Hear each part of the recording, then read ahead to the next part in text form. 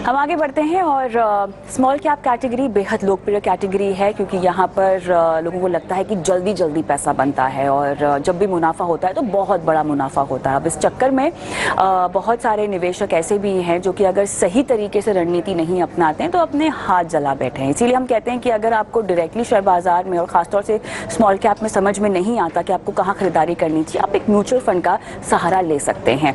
Small cap mutual fund भी काफ़ी demand में रहते हैं और वहाँ भी कई बार लोग जो हैं स्टॉक वाली मेंटालिटी यूज़ करते हैं। उनको लगता है कि जितना पैसा स्मॉल कैप स्टॉक्स में बनता है उतनी ही जल्दी पैसा एक स्मॉल कैप फंड में भी मिल जाएगा। लेकिन ये चर्चा हमने जो रखी है आज, हम आपको स्मॉल कैप फंड्स काम कैसे करते हैं, पिछले 10 सालों में स्मॉल कैप फंड्स ने किस तरह से अपनी परफॉर्मेंस दिखाई है, फंड मैनेजर्स ने किस किस तरह से रणनीति अपनी यहाँ पर अपनाई है, क्योंकि ये एक ऐसी कैटेगरी है, ये लार्ज कैप से बिल्कुल अलग है जहाँ पर एक फंड मैनेजर के पास काफ़ी रिस्ट्रिक्शंस है। वो चुनिंदा टॉप लार्ज कैप कंपनियों को पोर्टफोलियो में शामिल करेंगे, लेकिन स्मॉल कैप एक ऐसी कैटेगरी जहां पर उन्हें अपनी एक्सपर्टीज, अपने अनुभव और अपने विश्लेषण और अपनी स्ट्रैटेजीज को दिखाने का बेहतरीन मौका मिलता है। समझते हैं स्मॉल कैप की इस पूरी कहानी को। Vineet Sambare, head equities DSP mutual fund हमारे साथ जुड़ गए हैं। हर्षवर्धन रुंगटा, सीईओ रुंगटा सिक्योरिटीज हमारे साथ जुड़ गए हैं। आप दोनों का स्वागत है इस बेहद खास पेशकश में। और विनीत जी, आपसे तो काफ़ी सारी बातचीत होगी आपके फंड को लेकर, लेकिन उससे पहले मुझे हर्ष से एक सवाल पूछना है और वो बहुत ही बेसिक सवाल है और मेरे ख्याल से हर्ष, आपके तमाम क्लाइंट्स भी आपको यही सवाल पूछते होंगे जो ज़्यादा जानकारी नहीं रखते होंगे बाजार को लेकर। सर, स्मॉल कैप में रिटर्न कितना मिलेगा, ये बता दीजिए। कविता, इनफैक्ट ये आपने जो कहा वो तो सही है कि लोग पूछते हैं कि रिटर्न कितना मिलेगा। सिर्फ स्मॉल कैप नहीं, बट जनरली एक निवेशक ये चाहता है जानना कि भाई अगर मैं कोई भी प्रोडक्ट में इन्वेस्ट कर रहा हूँ मुझे कितना रिटर्न मिलेगा। सो अनफॉर्चुनेटली आप कोई भी म्यूचुअल फंड की स्कीम में इन्वेस्ट करते हैं, सिर्फ इक्विटी की नहीं, हम डेट की भी बात कर रहे हैं। अगर आप डेट की भी कोई स्कीम में इन्वेस्ट करते हैं तो सेबी के जो रूल्स हैं उसके हिसाब से म्यूचुअल फंड हाउस या कोई भी उसका डिस्ट्रीब्यूटर आपको एक इंडिकेटिव रेट भी नहीं बता सकता। ये नहीं कि भी आपको अज्यूम करो इतना मिल सकता है। सो स्मॉल कैप कैटेगरी नहीं, आई वुड से कि कहीं भी आपको एक अश्योर्ड रिटर्न के नाम पे या इंडिकेटिव रिटर्न के नाम पे आपको बताया नहीं जा सकता। लेकिन क्योंकि इक्विटी की हम बात कर रहे हैं, पर्टिकुलरली स्मॉल कैप, हम वोलेटिलिटी की जरूर बात कर सकते हैं। तो वोलेटिलिटी मतलब क्या कि अगर आप लार्ज कैप फंड में इन्वेस्ट कर रहे हैं तो उसकी जो वोलेटिलिटी है, मार्केट वो जो जितना फ्लक्चुएट करेगा वो स्मॉल कैप से कम होगा। मिड कैप और स्मॉल कैप से कम वॉलेटाइल होते हैं। तो कोई भी निवेशक अगर स्मॉल कैप में इन्वेस्ट करने जा रहा है तो एक चीज उन्हें ध्यान में रखना है कि वो सबसे ज्यादा वॉलेटाइल सेगमेंट है मार्केट का। बिल्कुल। थोड़ा सा और बेहतर समझते हैं क्योंकि विनीत जी हमें थोड़ा सा और गहराई में लेकर जाएंगे, समझाएंगे कि वो अपने फंड, अपने स्मॉल कैप फंड को लेकर वॉलेटिलिटी को ध्यान में रखते हुए रणनीति कैसे बनाते हैं। सर, ये बताएं, तमाम तरह के इक्विटी फंड्स को आप देखते हैं, संभालते हैं, रणनीति तय करते हैं उनके लिए। आपका जो स्मॉल कैप फंड है, इसको लेकर बाजार की अलग अलग चाल में आप अलग अलग रणनीतियाँ कैसे बनाते हैं, क्योंकि यहाँ पर जो पूल है आपके पास चॉइस सिलेक्शन का वो काफ़ी बड़ा है। अब ऐसे में बहुत ज़रूरी होता है कि आप हर कंपनियों को समझें, उन्हें पढ़ें, उनकी परफॉर्मेंस को ट्रैक करें। ये भी ध्यान दें कि जिन निवेशकों ने आपके ऊपर भरोसा करके पैसा डाला है उस फंड में, उनका पैसा ना डूब जाए। तो कितना ट्रिकी होता है स्मॉल कैप फंड को चलाना? मुश्किल नहीं बोलूँगी लेकिन ट्रिकी बोलूँगी, क्योंकि यहाँ पर आपके अनुभव का बहुत ज़्यादा इस्तेमाल होता है, ऐसा मैं मान रही हूँ। मैं गलत हूँ तो आप बता दीजिए। नहीं, आई थिंक पहले तो धन्यवाद मुझे इनवाइट करने के लिए। और मैं ये कहूँगा कि कविता जी, आपने इसका सही मायने में इसका विश्लेषण किया है कि स्मॉल कैप जो कैटेगरी होती है ये काफ़ी ट्रिकी होती है और इसमें आई थिंक मतलब वोलेटिलिटी तो है ही, लेकिन जो हमने एक्सपीरियंस किया है इसमें आई थिंक सबसे जो इम्पोर्टेंट एस्पेक्ट है वो है पेशेंस। ये कैटेगरी चूंकि लोगों का मानना होता है कि इसमें अपने को रिटर्न ज्यादा बनेंगे बिकॉज इसमें ग्रोथ ज्यादा आती है, companies everyone wants to be part of the small cap universe. और पिछले 10 सालों का हम डेटा भी देखें तो small cap as a category ने दूसरी कैटेगरी को आउट परफॉर्म किया है। तो और उसके रीजंस भी हैं जो मैं टच करूंगा, लेकिन आई थिंक ब्रॉडली यदि हम माने कि ये people are looking for higher returns in the small cap category, they are basically bracing for good amount of volatility. तो हम लोग इसको ऐसे करते हैं कि वोलेटिलिटी जो है वो अगर इसको हम 10 साल के लिए स्ट्रेच करते हैं तो वोलेटिलिटी कम हो जाती है। अब हमको ये देखना है कि अगर हम 7-8 साल के हिसाब से कोई भी बिजनेस में इन्वेस्ट कर रहे हैं, तो सबसे इम्पोर्टेंट है क्या वो बिजनेस ग्रो करता रहेगा, क्या वो बिजनेस की मैनेजमेंट जो है उसकी क्वालिटी जो हम जिस तरह से उसका आकलन करते हैं वो हमारे पैरामीटर्स में फिट बैठती है नहीं बैठती है। और सबसे इम्पोर्टेंट ये है कि क्या ये जो कंपनी अपना कैपिटल इन्वेस्ट करने वाली है, क्या ये डिसेंट उसके अंदर से आरओई कमा सकती है कि नहीं कमा सकती है।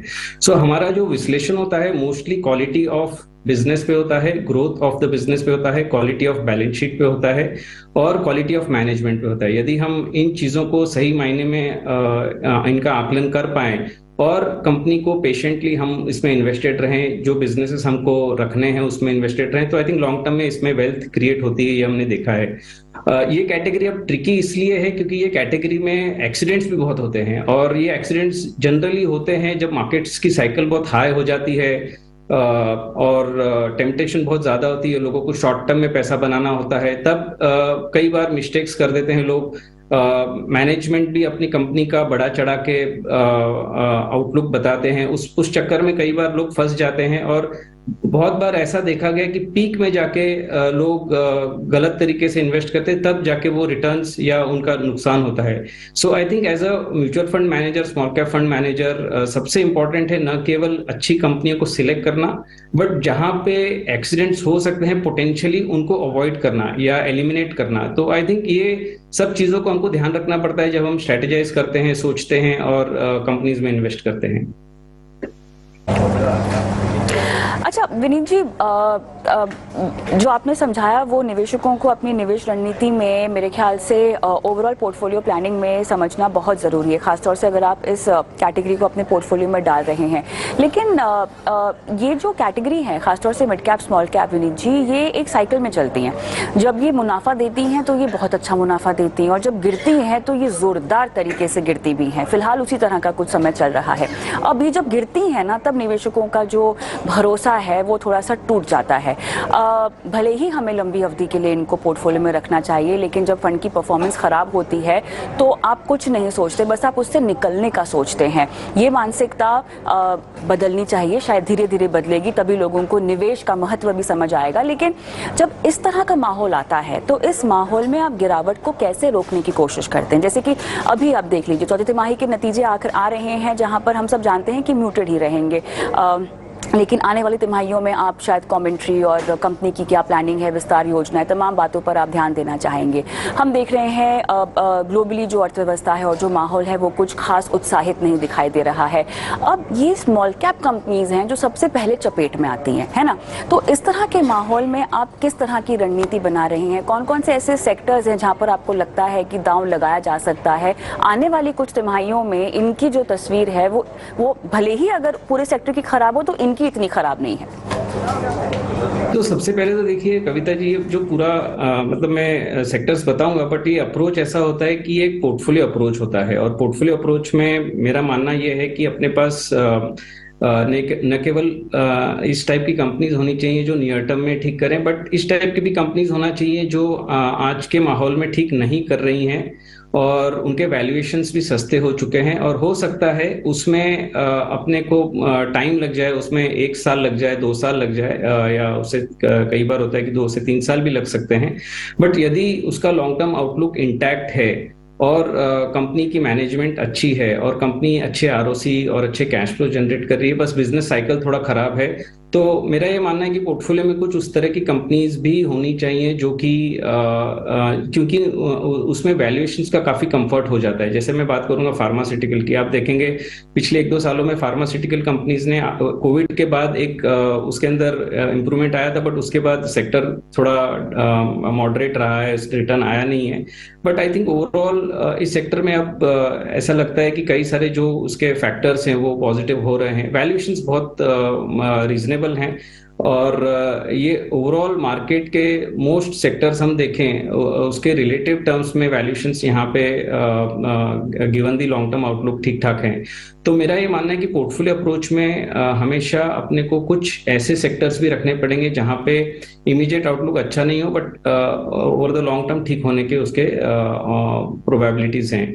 तो आज की बात यदि मैं करूं तो मैं आपकी बात से सहमत हूं। कई एरियाज में हम देख रहे हैं कि मोस्टली जो लो टिकट जो लो एंट्री लेवल के कंजम्पशन आइटम्स हैं या बॉटम ऑफ द पिरामिड जहाँ पे कंजम्पशन हम देख रहे हैं वहां पे थोड़ा स्लो हो रहा है, बट हमारे पास ठीक ठाक एक्सपोजर है कंजम्पशन में, क्योंकि हमारा ये मानना है कि लॉन्ग टर्म में इंडिया में कंजम्पशन ग्रोथ आएगी। तो ये कैटेगरी ऐसी है जहाँ पे अब हम वैल्यूएशन थोड़ा सा डीरेट होते हुए देख रहे हैं और हमारी इसके ऊपर नजर है। हम चाह रहे हैं कि यदि और थोड़ा डीरेट हो जाए तो कुछ और इसके अंदर हम लोग एक्सपोजर बढ़ा सकते हैं।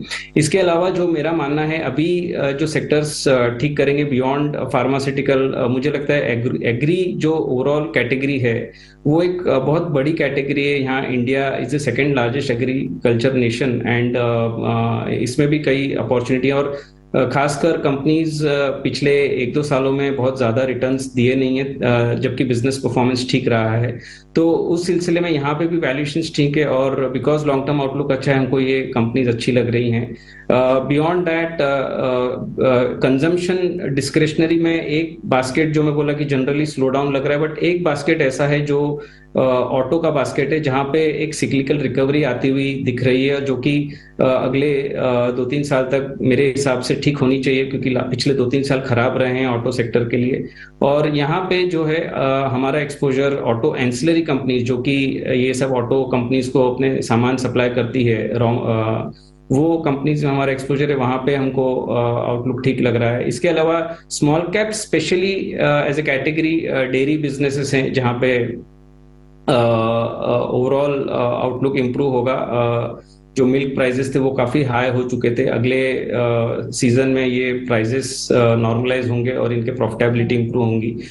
तो डेयरी ऐसी सेक्टर है जहां पे हमको ओवरऑल आउटलुक ठीक लग रहा है। सो ऑल इन ऑल मैं ये कहूंगा combination of let's say pharmaceutical, agrochemicals, dairy as a business, auto ancillary, these are some segments which we are let's say positive on as of now. चलिए, काफी विस्तार से आपने समझाया कि एक फंड मैनेजर किस तरह से रणनीति बनाते हैं, लेकिन हर्ष, अब एक निवेशक के नजरिए से चुनाव करना हो किसी स्मॉल कैप फंड का, मैं जानती हूँ कि हमें बहुत ज्यादा पास्ट रिटर्न्स को नहीं देखना चाहिए, लेकिन फिर भी ऑन अगर मैं आपसे समझना चाहूँ कि पिछले अगर 5-10 सालों की मैं बात करूं तो किस तरह के रिटर्न्स मिल पाए हैं, क्योंकि बाजार की चाल देखिए बदलती रहती है, तो इसीलिए आप इन रिटर्न्स पे बहुत ज़्यादा भरोसा भी नहीं कर सकते। ये बस मैं जानकारी के लिए पूछ रही हूँ हर्ष को, ताकि हर्ष मुझे समझाएं और मैं इनको एक और सवाल उस पर पूछूं। तो उस रिटर्न को देखते हुए तो खैर आप रणनीति बनाएंगे नहीं उसमें निवेश की, तो किस तरह से आपको स्मॉल कैप में निवेश की रणनीति बनानी चाहिए? अच्छा, ये सवाल मैं उस शख्स के नजरिए से भी पूछ रही हूँ जिसके पास शायद डायरेक्ट एक्सपोजर हो बाजार में और उसने अपने पोर्टफोलियो में शायद स्मॉल कैप स्टॉक्स भी रखे हों, लेकिन फिर भी एक फंड लेना चाहते हैं। समझाएं। तो देखिए कविता, पहले तो स्मॉल कैप यूनिवर्स है क्या वो समझना बहुत जरूरी है। तो स्मॉल कैप जो देश की टॉप 250 कंपनीज को अगर हम हटा दें तो उसके बाद जो पूरा यूनिवर्स है वो है स्मॉल कैप का। सो मान लीजिए अगर 5000 कंपनियां लिस्टेड हैं तो 250 जो मार्केट कैपिटलाइजेशन बेसिस पे जो टॉप की 250 कंपनीज है उनको हम अगर साइड में कर दें तो ये पूरा जो यूनिवर्स है वो स्मॉल कैप में आता है। अब आपको ये समझना है कि हम इन्वेस्ट क्यों कर रहे हैं। सो इसमें एक इंपॉर्टेंट पॉइंट जो मैं बता रहा हूँ, जैसे विनीत जी ने भी कहा कि इसमें जो स्कोप होता है ग्रोथ का, जिसमें अगर आप 8 to 10 ईयर्स का अगर होराइजन ले रहे हैं, जो स्मॉल कैप कंपनी आज अगर वो बढ़ती है तो जितनी तेजी से बढ़ेगी और फिर मिड कैप में आएगी, मिड कैप बढ़ेगी तो लार्ज कैप में जाएगी, और एक टाइम के बाद स्केलेबिलिटी या ग्रोथ का एक जो पेस से ग्रो करते हैं वो शायद थोड़ा धीरे धीरे कम होता रहे फॉर लार्ज कैप कंपनी। सो एक इन्वेस्टर क्या सोचता है कि मुझे एक ऐसी ग्रोथ कंपनी में पैसे लगाने जो मेरा मल्टी बैगर बनेगा। तो अगर आप डायरेक्ट स्टॉक्स में इन्वेस्ट करें, जैसे आपने कहा कि एक डायरेक्ट कोई भी स्मॉल कैप कंपनी आप अपने पोर्टफोलियो में लेते हैं, आप एक इंडिविजुअल के हिसाब से सोचिए कि आप कितना डाइवर्सिफिकेशन कर सकते हैं। आप ज्यादा से ज्यादा कितनी कंपनी अपने पोर्टफोलियो में जोड़ लेंगे? आप 10-15 कंपनी जोड़ेंगे, और वो भी अगर आप 10 या 15 कंपनी ले रहे हैं तो मोस्ट लाइकली आप उन सबको ट्रैक और मॉनिटर या रिसर्च नहीं कर सकते रेगुलरली। सो क्या होगा, एक ऐसा टाइम आएगा जब आपको ये नहीं पता होगा कि उसमें से निकलना कब है, क्योंकि आप उसे कंटिन्यूसली रिसर्च नहीं कर रहे हैं। ऐसे इन्वेस्टर के लिए मैं कहूंगा कि आपके पास एक म्यूचुअल फंड एक तरीका है, एक जरिया है, जहां पे आप ये सारा जो रिसर्च करने का जो बर्डन है, या बोल लीजिए, या ट्रैकिंग या मॉनिटरिंग है, ये आप एक प्रोफेशनल फंड मैनेजर को देते हैं, जिनके पास एक पूरी टीम है, जो और पूरी टीम एक ही काम करती है, वो है 24 आवर्स मार्केट को ट्रैक करना, कंपनीज की डेवलपमेंट को ट्रैक करना, मैनेजमेंट को ट्रैक करना, उनसे इंटरेक्ट करना, उनसे समझना उनका व्यू क्या है। और क्योंकि एक इंस्टीट्यूशनल इन्वेस्टर होता है तो टॉप मैनेजमेंट उनको प्रायोरिटी देता है। अगर मैं एज एन इंडिविजुअल एक कंपनी कोई के मैं सीनियर मैनेजमेंट से मिलने की कोशिश करूं, उनसे कहूं कि मुझे एक्सक्लूसिव टाइम दिया जाए ताकि वो मुझे समझाए उनका बिजनेस क्या है, शायद वो मुझे नहीं देंगे। लेकिन एक बड़ी इंस्टीट्यूशन जो मान लीजिए $2 बिलियन मैनेज कर रही है, या only in small cap I mean, अगर या उससे ज्यादा जो भी मैनेज कर रही है, उनके फंड में उतना पैसा है और वो जाते हैं फंड मैनेजर कोई भी कंपनी से बात करने, तो उन्हें प्रायोरिटी मिलती है, उन्हें इन्फॉर्मेशन वो डेफिनेटली वो टाइम निकाल के टॉप मैनेजमेंट देगा। तो ये देखना है आपको कि आप अपने इन्वेस्टमेंट से रिटर्न चाह रहे हैं। क्या आपको ये लग रहा है कि मैं खुद ये जनरेट कर सकता हूं? अगर कर सकते हैं तो वेरी गुड, लेकिन स्मॉल कैप में diversification is very very important, क्योंकि अगर आपने मान लीजिए 5 कंपनियों में इन्वेस्ट किया है और उसमें से 3 खराब निकल गई, तो आपका पोर्टफोलियो पे क्या असर आना है आप देख सकते हैं। और यही चीज अगर आप एक ऐसे फंड में लगा रहे हैं जहां पे 40, 50 या 70 कंपनियों में इन्वेस्ट किया जा रहा है, उसमें से अगर 4-5 खराब भी हो गई तो 10-15 अच्छी भी करेंगी, तो ओवरऑल रिटर्न आपका जो है वो आपको ज्यादा बेटर मिलने की उम्मीद होती है। प्लस जो चर्निंग है, जो जब अच्छा कोई नहीं कर रही कंपनी उसे निकाल देना और दूसरी कंपनी को जोड़ना, ये सारा काम आपके लिए फंड मैनेजर करके देते हैं। So I mean my suggestion is कि आप इस सेगमेंट का फायदा जरूर ले सकते हैं, लेकिन उसके लिए बहुत क्लोजली उसे मॉनिटर और ट्रैक करना पड़ता है, जो एक इंडिविजुअल कैपेसिटी मेरे हिसाब से इतनी नहीं होती जितनी एक फंड हाउस की होगी। अब ये बात आती है कि हम रिटर्न्स कितना एक्सपेक्ट करते हैं। सो वेल, कोई भी रिटर्न्स को एस्टिमेट करना बेस्ड ऑन पास्ट की पिछले 3 साल का रोलिंग रिटर्न या 5 या 10 या 15 ईयर्स का रिटर्न देखेंगे, तो नेचुरली हमने देखा है कि हाई डबल डिजिट के रिटर्न्स आपको स्मॉल कैप में मिले हैं। लेकिन ये लीनियर नहीं है, ये नहीं कि हर साल आपको वही 15 या 17 या 18% रिटर्न मिलेगा। कई साल होंगे जो आपको नेगेटिव रिटर्न मिलेगा, और अचानक एक साल ऐसा आएगा जहां आपको +50-60% भी मिल सकता है, जो पूरे 4-5 साल का कवर करेगा। ये चीज में क्या है ना, कोई भी स्मॉल कैप इन्वेस्टर को, जैसे विनीत जी ने शुरुआत में कहा था कि पेशेंस बहुत ज्यादा जरूरी है। अगर आप इम्पेशेंट हो जाएंगे और रिटर्न्स को ध्यान में रखते हुए 1 या 2 साल में आप चर्निंग करेंगे, निकल जाएंगे उसमें से, तब आप इसमें रिटर्न्स नहीं बना पाएंगे। सो यस, पेशेंस बहुत जरूरी है, that is the key. Conviction जरूरी है, और मोस्ट इंपॉर्टेंटली आप उतना ही एलोकेशन करें स्मॉल कैप को जिसपे आप उतनी वॉलेटिलिटी को सहन कर सकते हैं। अगर आप एक पोर्टफोलियो का मान लीजिए 80-90% या 50-70% आप स्मॉल कैप में लगाते हैं, तो आपका पोर्टफोलियो बहुत ज्यादा वॉलेटाइल हो जाएगा। अगर इतनी वॉलेटिलिटी आप नहीं ले सकते, तो आप एलोकेशन को लिमिट करिए कि आप उसमें 10, 20 या 30% तक इन्वेस्ट करेंगे, बाकी का आप लार्ज मिड कैप या दूसरे सेगमेंट्स में स्प्रेड आउट करेंगे। ऐसे में विनीत, आखिरी सवाल, एक से ज्यादा स्मॉल कैप फंड्स क्या फिर पोर्टफोलियो में रखने चाहिए? अच्छा, अगर स्मॉल कैप एक्सपोजर की बात करें तो अगर आपने एक स्मॉल कैप रख लिया, एक फ्लेक्सी कैप भी आपके पास है, एक मल्टी कैप भी है, तब भी आपका एक्सपोजर शायद ज्यादा हो रहा होगा स्मॉल कैप में, क्या कहेंगे? सॉरी, आपका सवाल ये है कि एक से ज्यादा स्मॉल कैप फंड्स अपने पोर्टफोलियो में होना चाहिए या नहीं होना चाहिए? बिल्कुल बिल्कुल, हाँ, हाँ। और बाकी फंड्स के जरिए भी अगर आप एक्सपोजर लेते हैं, जैसे कि फ्लेक्सी कैप भी ले लिया, मल्टी कैप भी ले लिया, तो ओवरऑल एक्सपोजर तो ज्यादा हो ही जाएगा ना आपका स्मॉल कैप का।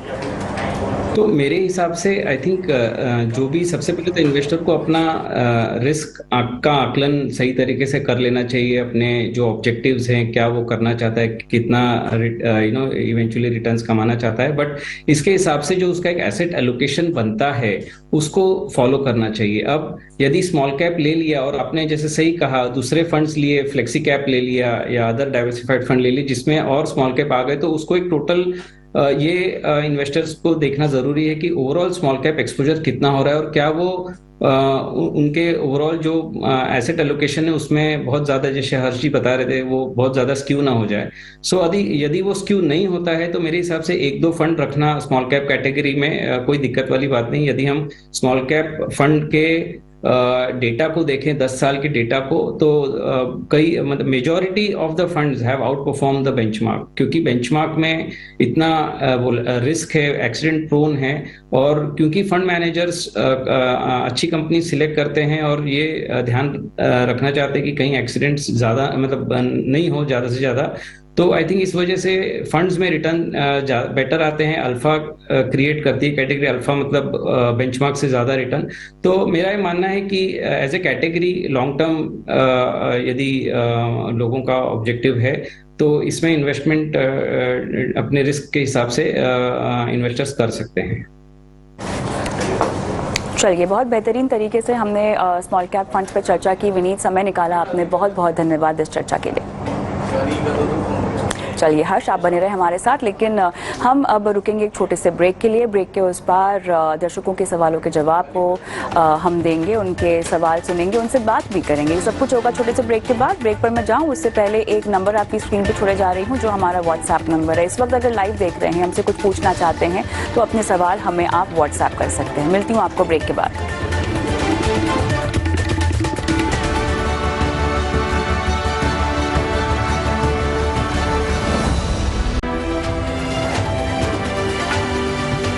Welcome back. आप देख रहे हैं बनो अपना फाइनेंस मिनिस्टर। मैं हूं आपके साथ कविता थपलियाल, और अब दर्शकों के सवालों को शो में शामिल करेंगे हर्षवर्धन रुंगटा, सीईओ रुंगटा सिक्योरिटीज हमारे साथ जुड़े हुए हैं। Doctor Mukesh Jindal, senior partner alpha capital हमारे साथ है। आप दोनों का स्वागत है। हर्ष, एक बार फिर से स्वागत है आपका।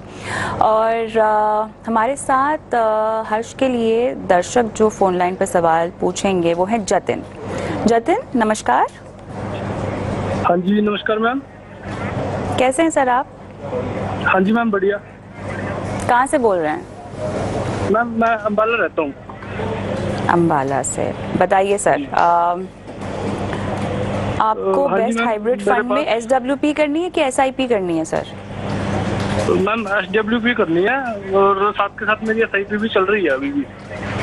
अच्छा, आपको तो मैं ये पेंशन जानना चाहता चाहिए था होगी कि 15 लाख की। SWP हाँ जी, 15 लाख। ये कितने सालों में चाहिए होगी सर?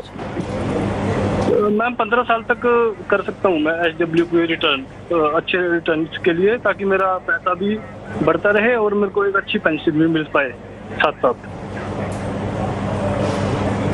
चलिए हर्ष,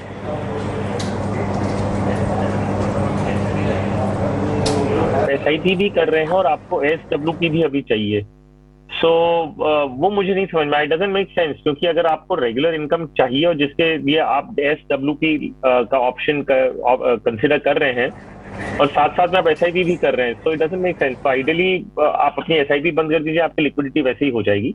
लेकिन हालांकि आपका सवाल था कि आप अभी ये 15 लाख रुपए लगाना चाहते हो 15 साल तक। हर्ष, एक सेकंड हम क्लैरिटी शायद ले लेते हैं इस पर, क्योंकि मुझे भी कंफ्यूजन था इस सवाल पर।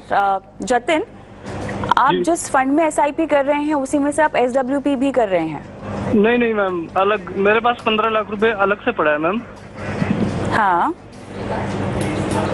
और वो मुझको SWP करना चाह रहा हूँ मैं। एक्चुअली मेरे को फंड नहीं पता लग रहे कि किस में करना चाहिए SWP, ये जानना था बस। 15 लाख रुपए करना है मैम। 15 लाख रुपए आपको पहले कहीं निवेश करने हैं, उसके बाद उसमें से आपको पैसे निकालने हैं, ठीक है? और ये 9,000 रुपए आप पेंशन चाहते हैं 15 साल के बाद, इन्हीं पैसों से? नहीं मैम, साथ के साथ पेंशन भी मिलती रहे अभी के लिए। अभी के लिए? तो आप तुरंत SWP करना चाहते हैं उन 15 लाख में से? जी मैम, बिल्कुल। चलिए हर्ष, क्लैरिटी आई थोड़ी? हाँ जी, सो बेसिकली हम वो SIP का जो है उनका सवाल साइड में रख देते हैं। तो हम ये सिंपल है कि हम इनको 15 लाख रुपए इन्वेस्ट करने लमसम के रूप में, और हर महीने से उन्हें 9,000 रुपए उसमें से SWP करनी, ताकि वो पेंशन के रूप में इन्हें काम आ जाए। तो मैं सुझाव दूंगा कि ये बैलेंस एडवांटेज फंड की तरफ ध्यान दें, क्योंकि इनका 15 साल का नजरिया है। और बैलेंस एडवांटेज फंड में इक्विटी एलोकेशन भी रहता है, जो उन्हें लंबी अवधि में इनके लिए काम करेगा कि इन्फ्लेशन बीटिंग रिटर्न जनरेट करने की पॉसिबिलिटी बढ़ती है। और टैक्सेशन पॉइंट ऑफ व्यू से ये इक्विटी टैक्सेशन में आता है, इक्विटी फंड की कैटेगरी में आता है, तो प्रेफर्ड टैक्सेशन रेट आपको मिलेगा। सो आप मान लीजिए 1 साल तक की जो आप SWP करेंगे वो तो आपको शॉर्ट टर्म कैपिटल गेन्स लगेगा, और 1 साल के बाद जो आप करेंगे वो लॉन्ग टर्म कैपिटल गेन की तरफ चला जाएगा। तो स्कीम्स आपको बता दूं, क्योंकि आपके पास 15 लाख रुपए हैं जमा करने के लिए, आप इसे 2 स्कीम्स में डिवाइड करें, ICICI Pru balance advantage fund and Tata balance advantage fund, इन दोनों में आप डिवाइड करें और इन्वेस्ट करें, ताकि आपको 2 डिफरेंट फंड मैनेजर्स के लिए आपको फंड मैनेजमेंट डाइवर्सिफिकेशन भी हो जाएगा। और ये दोनों अच्छी स्कीम्स हैं जिसमें से आप एसडब्ल्यूपी सेटअप कर सकते हैं। जतिन जी, कोई सवाल पूछना है आपने हर्ष को? मैं ये पूछना चाहता था कि नेक्स्ट ईयर जो 15 साल होंगे तो तब तक भी क्या 9,000 रुपये की पेंशन रहेगी, या मैं उसको बढ़ा भी सकता हूँ? क्या ऐसा हो सकता है? हर्ष? सो जतिन जी ये समझिए कि ये पेंशन नहीं है, ये कोई रिटर्न आपको नहीं मिल रहा, आप अपने कैपिटल में से भी निकलेगा। सो मान लीजिए आपने अभी 15 लाख रुपए लगाए हैं, 15 लाख रुपए मार्केट में लगा है करंट एनएवी पे, मान लीजिए उसमें से आप 9,000 रुपए वर्थ की एनएवी यूनिट्स रिडीम कर रहे हैं। तो ये जो आप रिडीम कर रहे हैं, पहले महीने में आपने मान लीजिए रिडीम किया, तो जरूरी नहीं कि 9,000 रुपए उसमें से आपका वो प्रॉफिट था जो आपने निकाला। सो आप 15 लाख रुपए जमा कर रहे हैं और मान लीजिए मार्केट गिर गया और उसमें थोड़ा आपके एनएवी भी असर आता है क्योंकि इक्विटी कंपोनेंट है। तो आपने 15 लाख रुपए लगाए और मार्केट गिरा और इसकी वैल्यू मान लीजिए 14 लाख रुपए हो गई, फिर भी आप उसमें से 9,000 रुपए निकाल रहे हैं, तो ये क्लियरली आपके कैपिटल में से ही निकल रहा है। ये नहीं कि उसमें रिटर्न्स जनरेट हुआ या कोई ब्याज मिल रहा है, कोई पेंशन के रूप में आपको मिल रहा है। सो ये क्लियरली आपको समझना होगा कि ये सिर्फ रिटर्न्स नहीं है जो आपको मिल रहा है। जब तक ये 15 लाख और प्लस उसके ऊपर रिटर्न्स जनरेट हुआ और जितना उसका कॉर्पस बनता है, जब तक वो है तब तक आप उसमें से पैसे निकाल सकते हैं, तो आपके प्रिंसिपल में से भी पैसे जाएंगे। इनफैक्ट क्योंकि आपने ये सवाल पूछा है ना, तो मैं आपको ये सुझाव दूंगा कि एक बार आप अभी इन्वेस्ट ना करें, क्योंकि मुझे नहीं लगता कि आपने एसडब्ल्यूपी का कॉन्सेप्ट ठीक से समझा है। आप इसको एक बार किसी से पूरा समझिए कि इसकी वर्किंग कैसी होती है। मुझे ऐसा लग रहा है कि आपको ये समझ में आया है कि आप 15 लाख रुपए लगा रहे हैं और पेंशन के रूप में आपको गारंटीड 9,000 रुपया मिलने वाला है, और 15 साल बाद ये 15 लाख अपने आप में ऐसे का ऐसा रहेगा। वेल ऐसा नहीं है। एक बार के लिए मैं आपको कहूंगा कि एक स्टेप पीछे लीजिए, फिलहाल कोई भी स्कीम में इन्वेस्ट ना करें और किसी से सलाह लेके पूरी अच्छी तरह समझें हो क्या रहा है। बिल्कुल बिल्कुल बिल्कुल, जितना मुमकिन हो सका जतिन जी आपको हमने समझाने की कोशिश की है। आप ये समझे कि आप शेयर बाजार में पैसे लगा रहे हैं म्यूचुअल फंड के जरिए, और इसीलिए इसको आप पेंशन की तरह नहीं, बल्कि क्योंकि आप इक्विटी बाजार में पैसे लगा रहे हैं तो एक तरह का मुनाफा कमाई के तौर पे इसको देख सकते हैं। लेकिन जरूरी होगा कि अगर आप रिटर्न कॉर्पस इकट्ठा कर रहे हैं तो एक आर्थिक सलाहकार की आप मदद लीजिए। हमारे साथ अगले दर्शक हैं Aditya. Hi Aditya, good evening. Hello, good evening. कैसे हैं आप? मैं बिल्कुल ठीक, थैंक यू। कहाँ से बोल रहे हैं? जी हाँ, मैं एक्चुअली पुणे से बोल रहा हूँ। ओके, और आपको यूएस बाजार में निवेश करने की इच्छा है?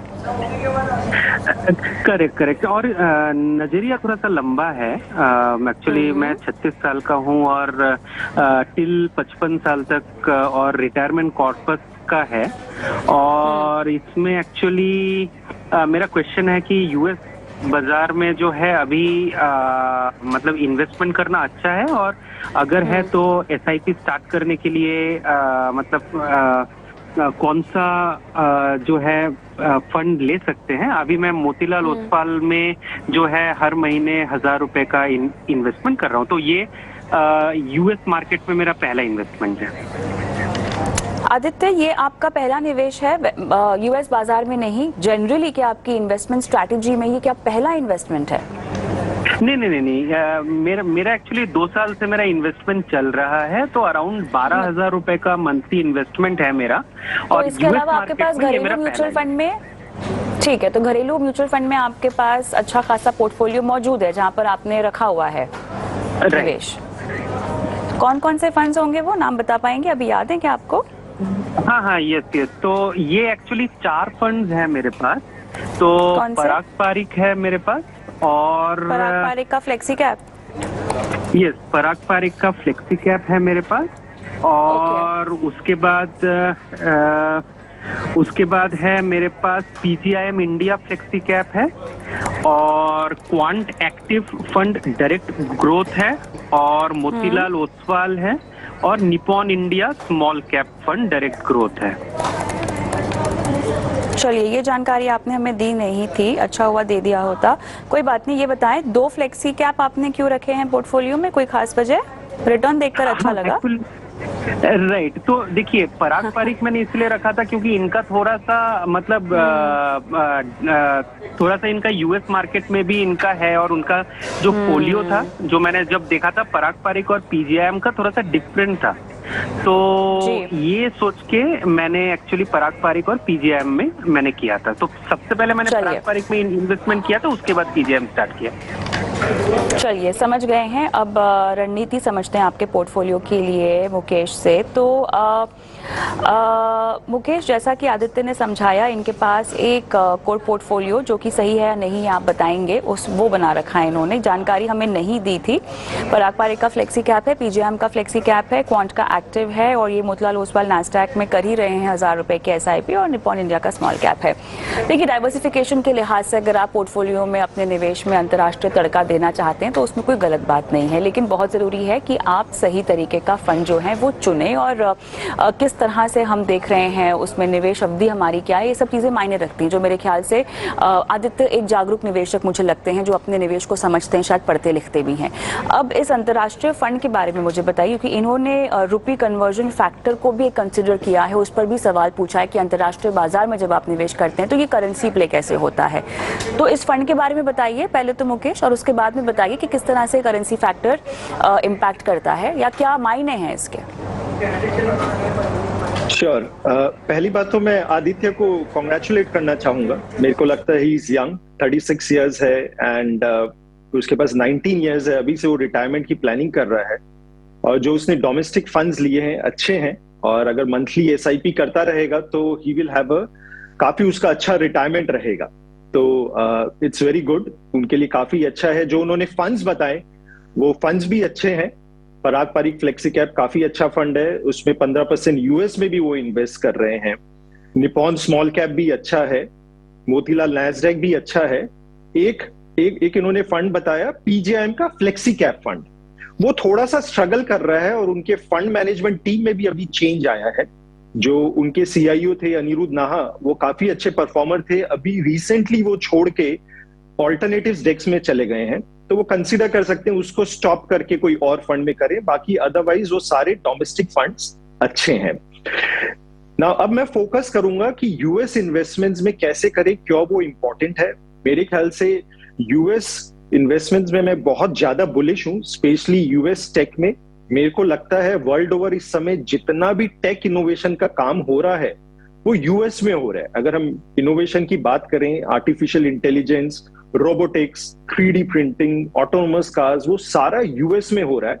और जब हम नैस्डैक, जो कि एक टेक्नोलॉजी इंडेक्स है, टेक कंपनीज में यूएस में इन्वेस्ट करता है, उसमें कंपनीज हैं गूगल, माइक्रोसॉफ्ट, एप्पल, टेस्ला, तो हमें ये इनोवेशन सेक्टर में इनोवेशन मिलता है, तो इन्हें डेफिनेटली ये करना चाहिए। जो इन्होंने फंड लिया हुआ है मोतीलाल नैस्डैक फंड, वो एक अच्छा फंड है, बट उसमें रिलेटिवली ट्रैकिंग एरर थोड़ा सा ज्यादा है।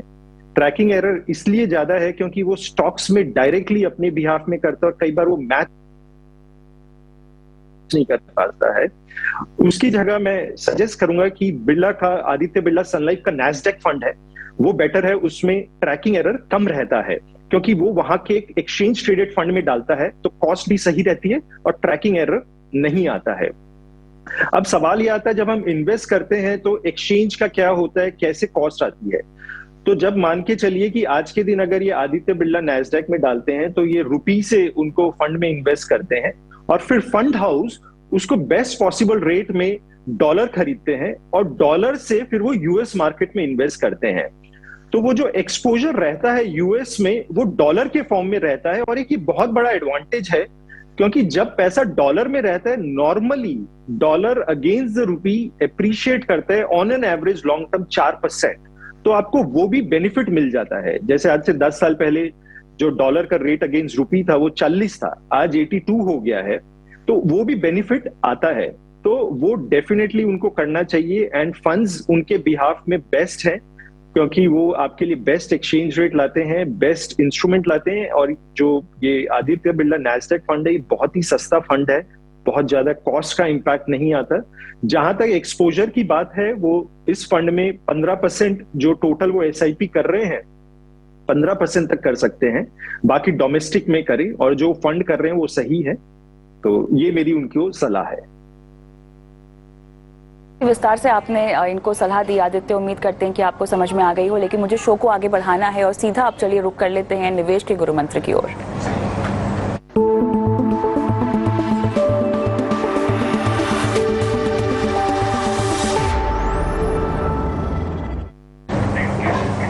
हर्ष, क्या है आपका गुरु मंत्र आज निवेश का?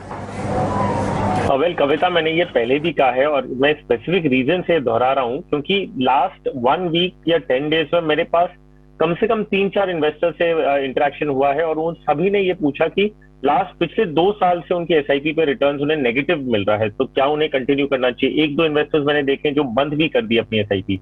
तो वेल मैं फिर से ये दोहरा रहा हूँ कि मार्केट का जो सिस्टम है, जो मार्केट की जो फंक्शनिंग है, वो है कि कई ऐसे टाइम आएंगे जहां आपको 2-3 या उससे ज्यादा सालों में आपको नेगेटिव रिटर्न दिख रहा हो।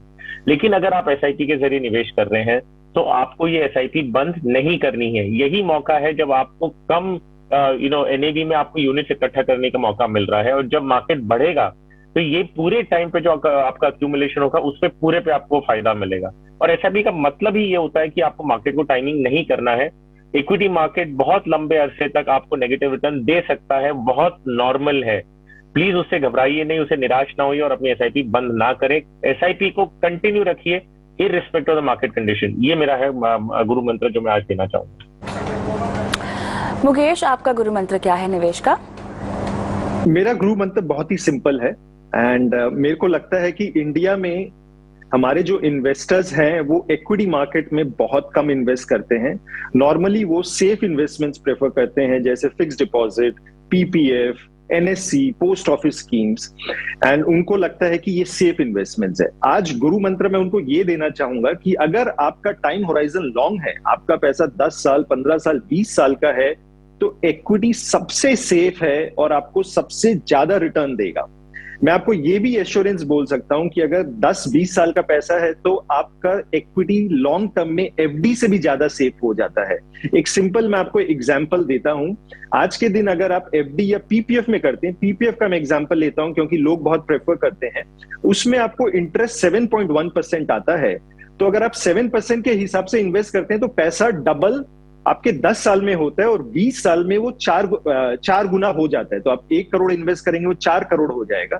पर अगर आप इक्विटी में इन्वेस्ट करेंगे जहां पे 14% की रिटर्न एक्सपेक्टेशन है, वहां पे पैसा 4 गुना हो जाएगा 10 साल में और फर्दर 16 गुना हो जाएगा 20 साल में। तो हमारा 1 करोड़ का फिगर 16 करोड़ बन जाता है। तो आप पीपीएफ में करेंगे तो 20 साल बाद आपको 4 मिलता है, वहां 16 मिल रहा है, बहुत बड़ा गैप है। तो गुरु मंत्र सिंपल है, इक्विटी से घबराइए मत, इक्विटी में करिए और लॉन्ग टर्म में आपका जब एक्सपीरियंस अच्छा होगा तो आपको लगेगा इक्विटी से सेफ और बेस्ट इन्वेस्टमेंट कोई भी नहीं। ऑलराइट, चलिए इसी के साथ मेरा समय यहीं पर समाप्त हो गया है। मुकेश आपका, हर्ष आपका बहुत बहुत धन्यवाद, समय निकाला, दर्शकों की फाइनेंशियल प्लानिंग आज करवाई। और मुझे भी इजाज़त दें, लेकिन जाते जाते आपको छोड़ जा रही हूँ हमारे व्हाट्सएप नंबर के साथ जो आपकी स्क्रीन पे फ्लैश हो रहा है, और इस नंबर पर हमें इंतजार रहता है आपके फाइनेंशियल पोर्टफोलियो से जुड़े सवालों का। अपने सवाल भेजिए इस नंबर पर, हम कराएंगे आपकी लाइफ फाइनेंशियल प्लानिंग। दीजिए इजाज़त, नमस्कार।